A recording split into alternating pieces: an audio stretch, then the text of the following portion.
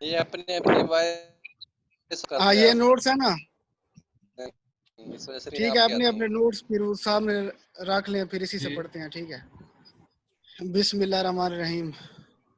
तो ये okay. F block elements में स्टार्ट करते हैं, ठीक है। तो पहला जो टॉपिक है ना वो है आयन एक्सचेंज और डीआयनाइजेशन प्रोसेस। तो आयन एक्सचेंज प्रोसेस के अंदर जो इसमें सबसे पहले जो एग्जांपल दी गई है ना, वो दी गई है removal of hardness of water, ठीक है। हार्डनेस ऑफ वाटर को रिमूव करने के जी। लिए जो है वो आयन एक्सचेंज प्रोसेस को यूज़ किया जाता है, और इसी को फिर डीमिनरलाइजेशन भी बोला जाता है। तो इसमें जो है वो आयन एक्सचेंज रेजिन्स को जो है यूज़ किया जाता है, ठीक है। तो सबसे पहले जो है वो ये है कि इसमें ये जो प्रोसेस है आयन एक्सचेंज रेजिन का, ये बेसिकली यूज़ होता है इसको रिमूव करने के लिए। वाटर में क्योंकि दो की टाइप्स की मतलब हार्डनेस होती है ना, एक परमानेंट और एक टेम्परेरी। तो जो टेम्परेरी हार्डनेस होती है वो तो जस्ट बॉइलिंग से रिमूव हो जाती है, बॉयल करने से या उसको हीट करने से। तो ये परमानेंट हार्डनेस जो होती है उसको रिमूव करने के लिए ये यूज़ होता है। तो इसमें ये होता है कि वाटर के अंदर जो हार्डनेस आती है वो बेसिकली कैल्शियम और मैग्नीशियम के जो हमारे पास वो होते हैं साल्ट्स, जैसे कैल्शियम क्लोराइड है या कैल्शियम सल्फेट है या मैग्नीशियम क्लोराइड या मैग्नीशियम सल्फेट, उसकी वजह से ये जो है उसके अंदर परमानेंट हार्डनेस आ जाती है। तो उसको रिमूव करने के लिए आयन एक्सचेंज रेजिन्स को यूज़ किया जाता है। अब ये जो आयन एक्सचेंज रेजिन्स होती हैं ये क्या होती है, ये हमारे पास लॉन्ग चेन ऑर्गेनिक पॉलीमर्स होते हैं, मतलब पॉलीमर मटेरियल होते हैं ये आयन एक्सचेंज रेजिन्स, और ये क्रॉस लिंक्ड पॉलीमर्स होते हैं ना। तो अब ये पॉलीमर्स जो है वो कैसे उसके लिए यूज होते हैं उन आयंस को रिमूव करने के लिए, तो ये यहाँ पे लिखा हुआ है। अब बेसिकली होता ये है कि इसके अंदर जो है ना मतलब जो हार्ड वाटर होगा उसमें कैटाइंस होंगे जैसे कैल्शियम और मैग्नीशियम के, और एनाइंस होंगे जैसे क्लोराइड और सल्फेट। अब इन आयंस को हमने रिमूव करना है, मतलब पॉजिटिव आयंस को भी रिमूव करना है और नेगेटिव को भी। तो ये जो आयन एक्सचेंज रेजिन्स होती हैं इनकी जो चेन्स होती हैं ना, उसके ऊपर फंक्शनल ग्रुप्स अटैच होते हैं, मतलब एसिडिक ग्रुप्स अटैच होते हैं और बेसिक ग्रुप अटैच होते हैं। तो अगर एसिडिक ग्रुप अटैच है तो उसको हम लोग बोलते हैं कैटाइन एक्सचेंज रेजिन्स, मतलब वो फिर वाटर से ये कैल्शियम और मैग्नीशियम जो पॉजिटिव आयंस है कैटाइंस, इनको रिमूव करने के लिए यूज होते हैं वो एसिडिक ग्रुप वाले जो रेजिन्स हैं। और अगर उसके ऊपर बेसिक ग्रुप अटैच है तो फिर उसमें जो है वो जो है एनाइंस को रिमूव करने के लिए यूज होते हैं, ठीक है।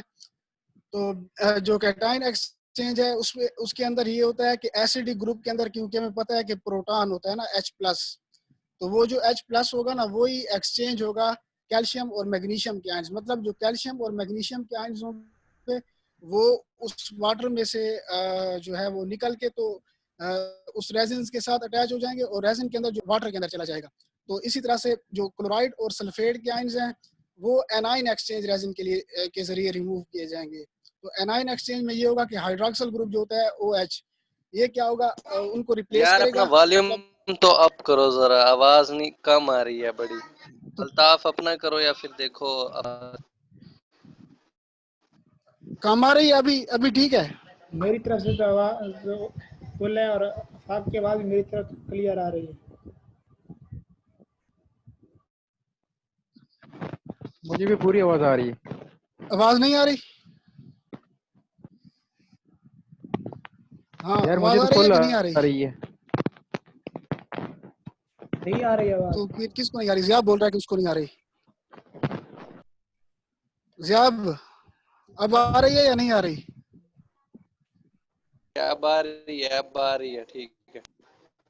चलो थोड़ी ठीक है फिर। क्या कर ले वैसे साफ करनी चाहिए। बस ठीक है फिर।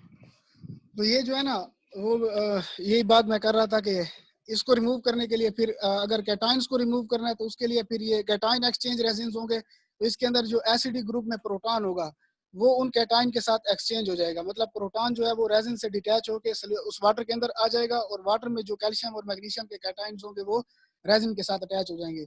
और इसी तरह से जो एनाइन एक्सचेंज है उसके अंदर ये जो हाइड्रोक्सिल ग्रुप अटैच होगा ना, बेसिक ग्रुप होता है ना बेसिकली, तो बेसिक में ये जो हाइड्रोक्सिल का आयन होता है ये उसके अंदर चला जाएगा वाटर के अंदर, और वहां से जो क्लोराइड और सल्फेट के एनाइंस हैं वो इस रेजिन के साथ अटैच हो जाएंगे। तो इसी तरह से ये हम लोग जो है वो इसको रिमूव कर लेंगे फिर कैल्शियम और मैग्नीशियम के आयंस को भी और क्लोराइड और सल्फेट्स को भी। तो और फिर वाटर के अंदर वो जो H+ और OH- है वो दोबारा आपस में रिएक्ट करके तो वाटर बना लेंगे, तो वो मतलब न्यूट्रलाइज हो जाएगा दोबारा से।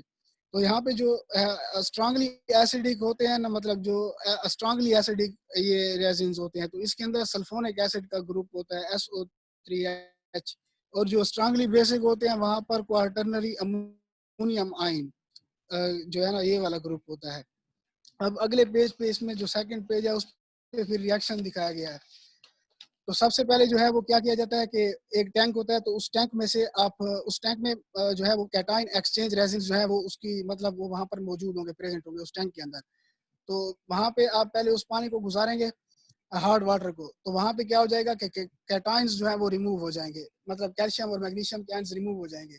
और क्योंकि वाटर के अंदर H+ आ जाएगा उस आयन एक्सचेंज रेजिन से, तो वाटर क्या हो जाएगा, एसिडिक हो जाएगा। उसके बाद फिर इस एसिडिक वाटर को दोबारा एक दूसरे टैंक से गुजारा जाएगा जिसके अंदर एनाइन एक्सचेंज रेजिन्स होंगे। तो एनाइन एक्सचेंज रेजिन से फिर क्या होगा कि वो जो एनाइंस होंगे क्लोराइड और सल्फेट के, वो भी क्या हो जाएंगे, रिमूव हो जाएंगे, और वहां से फिर हाइड्रोक्सल आयन जो है वो वाटर के अंदर आ जाएगा। तो वो फिर हाइड्रोक्सल और H+ और OH- आपस में रिएक्ट करके H2O बना लेंगे। तो इस तरह से ये जो है इसको रिमूव किया जाता है, ठीक है। तो पहले कैटाइन एक्सचेंज रेजिन से पास किया जाएगा तो उससे कैटाइंस रिमूव हो जाएंगे, और फिर उसके बाद एनाइन एक्सचेंज से रेजिन से पास करके उससे एनाइंस को रिमूव कर दिया जाएगा। तो ये जो वाटर की हार्डनेस है वो इस प्रोसेस से ऐसे जो है वो रिमूव हो जाती है। फिर उसके बाद यहाँ पे जो है ना पेज नंबर 3 के ऊपर, अब पेज नंबर 3 पे क्या है कि अगर हम ये आयन एक्सचेंज का प्रोसेस जो है ना, अगर हमारे पास एक एक्वा सोल्यूशन हो, और वो एक्वा सोल्यूशन किस चीज का हो, ये जो लेंथेनाइड्स है ना इनके आयंस का हो, Ln+3, ठीक है। अगर Ln+3 के आयंस का सोल्यूशन हो हमारे पास, तो उन आयंस को हम लोग जो है आपस में कैसे सेपरेट करेंगे उस सोल्यूशन से, ठीक है। एक्वा सोल्यूशन के अंदर ये सारे आयंस होंगे, सारे लेंथेनाइड्स के जो आयंस हैं, ठीक है, Ln+3 आयंस। तो इनको कैसे आपस में मतलब इनको हम सेपरेट करेंगे, तो उसके लिए भी हम कौन सा प्रोसेस यूज करते हैं, यही आयन एक्सचेंज का प्रोसेस हम लोग यूज कर सकते हैं। लेकिन आयंस हैं, क्यों, तो सारे के सारे क्या है, कैटाइंस हैं, Ln+3 आयंस है, कैटाइंस हैं। तो इसलिए वहां पे जो हम लोग रेजिन यूज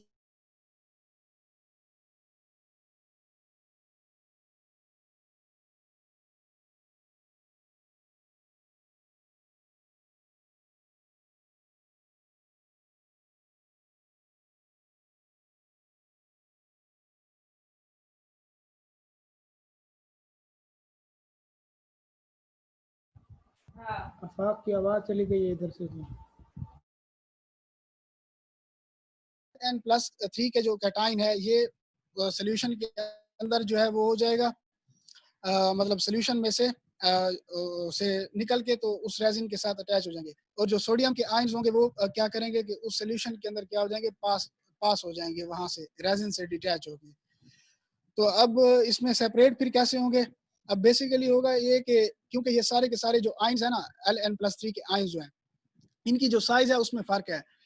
क्योंकि हमें पता है कि जब हम मतलब हाई एटॉमिक नंबर की तरफ जाते हैं लेंथेनाइड सीरीज में, तो साइज क्या होता है, डिक्रीज होता है। तो सबकी जो साइज है ना उसमें फर्क है। तो साइज में फर्क होने की वजह से इनकी जो बाइंडिंग होगी ना वो रेजिन के साथ मतलब जिस बाइंडिंग जो फोर्स होगी उसमें फर्क होगा। मतलब कुछ आयन बहुत ज्यादा स्ट्रांगली बाउंड हो जाएंगे, कुछ जो है वो वीकली बाउंड होंगे। तो इसी तरह से जो जितना वीकली बाउंड होगा वो उतना आसानी के साथ क्या हो जाएगा, वहां से डिटैच हो जाएगा। तो अब क्या होगा, कौन तो पहला से स्टेप वाले ये स्ट्रांगली होंगे और कौन से वाले वीकली बताता होंगे? हूँ ना, बताता हूँ, सब्र करो, बताता हूँ। साइज के अब वाले इस से। हाँ सब बता रहा हूँ, दम लो। दम लो जरा, ठीक है। अच्छा फिर क्या होगा कि ये जो हमारे पास लेंथेनाइड्स है ना, अब ये वहां पे अटैच हो गए हैं रेजिन के साथ। अब इनको हमने वहां से डिटैच करवाना है, मतलब रिमूव करना है और अलहदा भी करना है, सेपरेट भी करना है। तो इसके लिए वहां पर एक जो है हम लोग क्या डाल देंगे, एक लिगेंड जो है वो क्या कर लेंगे, उसका सोल्यूशन वहां से पास करेंगे। अब लिगेंड क्या करेगा, लिगेंड इनके साथ जो है ना वो कम्प्लेक्स बनाएगा, लेंथेनाइड आयंस के साथ कम्प्लेक्स बनाएगा। अब आपको पता है कि कम्प्लेक्स जो बनेगा, तो वो कम्प्लेक्स जो है ना, अब आपको पता है कि जितना भी आयन का साइज छोटा होता है ना, तो उतना उसके साथ जो कम्प्लेक्स होता है वो ज्यादा स्ट्रांग बनता है, ठीक है ना। जितना ये आयन का साइज छोटा होगा लेंथेनाइड, उतना उसके साथ वो कम्प्लेक्स स्ट्रांग बनेगा। तो अब बेसिकली जब ये कम्प्लेक्स बनाएंगे लिगेंड के साथ, तो जो लेंथेनाइड जिनकी साइज छोटी होगी उनका कम्प्लेक्स जो है वो बहुत ज्यादा क्या बनेगा, स्ट्रांग कॉम्प्लेक्स होगा, मतलब वो जो लिगेंड होगी वो उनके साथ बहुत ज्यादा स्ट्रांगली अटैच हो जाएंगी। और जो वीक जो जिन आयन का साइज बड़ा होगा, लार्ज होगा, उनका कॉम्प्लेक्स जो होगा वो क्या होगा, वीकर होगा, वो उतना स्ट्रांग कॉम्प्लेक्स उसके साथ नहीं बनाएंगे लिगेंड्स के साथ। तो जब लिगेंड्स को पास किया जाएगा तो जो बड़े साइज वाले आयन है दे विल बी क्या हो जाएगा, वो उनका कॉम्प्लेक्स जो होगा वो वीक होगा, और वो हमारे पास जो छोटे आयन्स होंगे उनका कॉम्प्लेक्स जो होगा वो क्या होगा, ज्यादा स्ट्रांग, वो उसके साथ बाउंड हो जाएंगे। अब इससे क्या होगा, इससे ये होगा कि अब जो हमारे पास लैंथिनम के आयंस का बेसिकली ये जो सोडियम को इन्होंने रिप्लेस किया था ना, ये इसलिए किया था क्योंकि सोडियम से इनकी एफिनिटी ज्यादा थी। जब लैंथिनाइड के आयंस ने सोडियम को रिप्लेस किया था तो इनकी एफिनिटी ज्यादा थी। ये बेसिकली डिपेंड करता है चार्ज के ऊपर, क्योंकि इनके ऊपर +3 का चार्ज था और सोडियम के ऊपर +1 का था। तो +3 वालों की जो एफिनिटी होती है रेजिन के साथ अटैच होने की वो ज्यादा होती है, तो इसलिए इन्होंने सोडियम को वहां से हटा दिया था। लेकिन जब ये कम्प्लेक्स बनाएंगे तो अब इनका चार्ज क्या हो जाएगा, कम्प्लेक्स वो लिगेंड इनके चार्ज को न्यूट्रलाइज करेगा। तो इस वजह से अब दोबारा से सोडियम क्या कर लेगा, इनको रिप्लेस करेगा, और ये दोबारा से कम्प्लेक्स की फॉर्म में सोल्यूशन के अंदर आते जाएंगे। समझ आ रही है कि नहीं आ रही? ये क्या करेगा कि सोडियम जो है दोबारा से इनको रिप्लेस करेगा। पहले इन्होंने सोडियम को रिप्लेस किया, अब दोबारा जब इनका कॉम्प्लेक्स बनेगा तो इनका चार्ज क्या हो जाएगा, कम हो जाएगा। अब सोडियम दोबारा